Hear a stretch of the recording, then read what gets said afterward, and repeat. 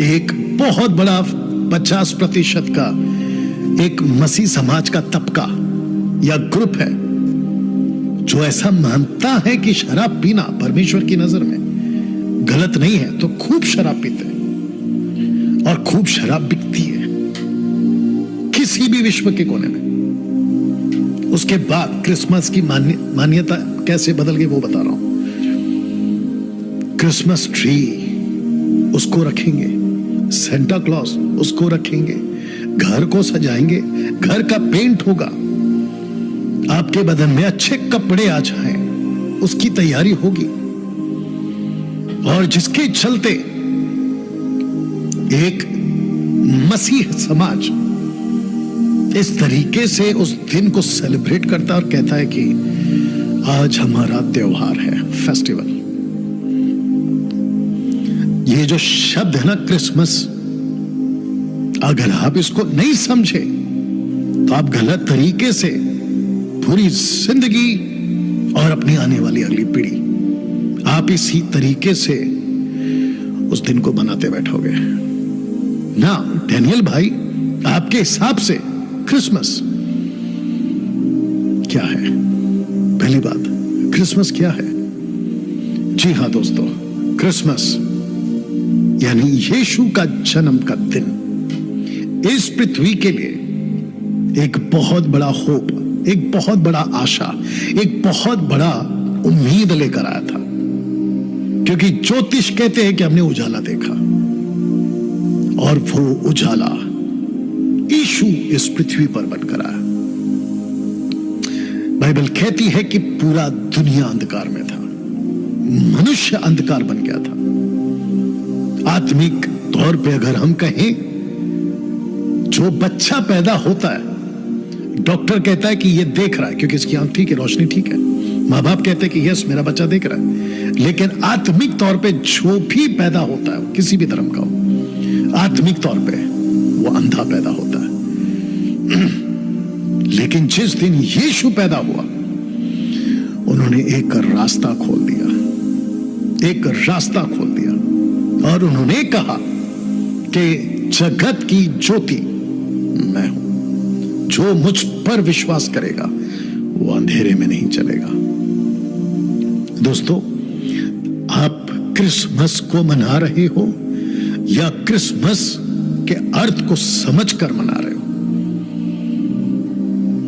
Daniel भाई, आपका जो थंबनेल है वो क्वेश्चन मार्क के साथ है, क्या मसीह लोग क्रिसमस मना सकते हैं? मैं आपको अगर ऐसा कहूं कि एक मसीह के लोगों के लिए, जो यीशु के फॉलोअर्स हैं, जिसको कहते हैं द ट्रू फॉलोअर्स, सच्चे मसीह लोग, यीशु की कलीसिया, एक्लीसिया, यीशु की दुल्हन, यीशु के अपने लोग, बेटा बेटी, दास दासी, उन लोगों के लिए प्रतिदिन क्रिसमस है। वाह, प्रतिदिन क्रिसमस है। हम किसी प्रकार के रूढ़िवाद, परंपरा, धर्म के हिसाब से, क्रिश्चियन रिलीजन के हिसाब से हम हर 25 तारीख को हर साल उस दिन को नहीं मनाते। क्या हम अच्छा कपड़ा पहन सकते हैं? बिल्कुल पहनिए। 25 दिसंबर को क्या हम कपड़ा पहन सकते हैं? बिल्कुल पहनिए। क्या हम केक खा सकते हैं? बिल्कुल खाइए। क्या हम घर को पेंट कर सकते हैं? बिल्कुल करिए। क्या हम घर पे मेहमान को बुला सकते हैं? बिल्कुल बुलाइए। लेकिन डैनियल भाई, इसके पीछे का मकसद क्या होना चाहिए? मकसद होना चाहिए कि आप उस दिन को आपके दोस्तों को, आपके पड़ोसियों को, आपके रिश्तेदारों को और आपके जितने भी आसपास के लोग हैं जिनके साथ आपका संपर्क होता है, दूध वाला, धोबी वाला, कपड़ा वाला, न्यूज़पेपर वाला, वॉचमैन, लिफ्टमैन, सोसाइटी, आपके पड़ोसी, उन सबको बताओ कि आज 25 दिसंबर है और इस 25 दिसंबर को मैं आपको एक संदेश देना चाहता हूं। ऐसा बोलकर उनको घर बुलाइए या उनके पास जाइए।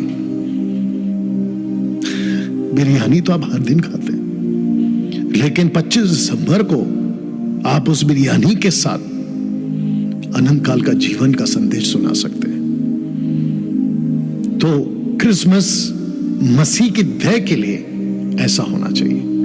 डैनियल भाई, क्या हम चर्च में क्रिसमस प्रोग्राम कर सकते हैं? बिल्कुल करिए। क्या उस दिन हम बच्चों को, जवानों को एक डांस या नृत्य के रूप में ऐसा कोई एक्टिविटीज कर सकते हैं? बिल्कुल कर सकते हैं, बिल्कुल कर सकते हैं। लेकिन उसके पीछे मकसद क्या होना चाहिए? उसके पीछे मकसद होना चाहिए सुसमाचार।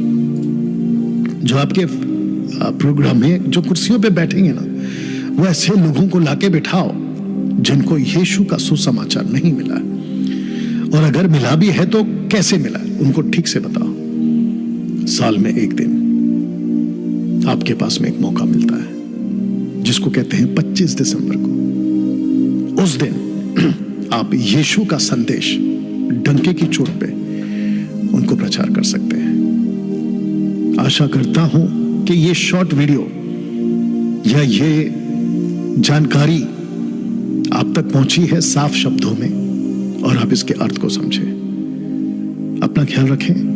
मिलते हैं किसी अगले वीडियो के साथ, अगले विषय में।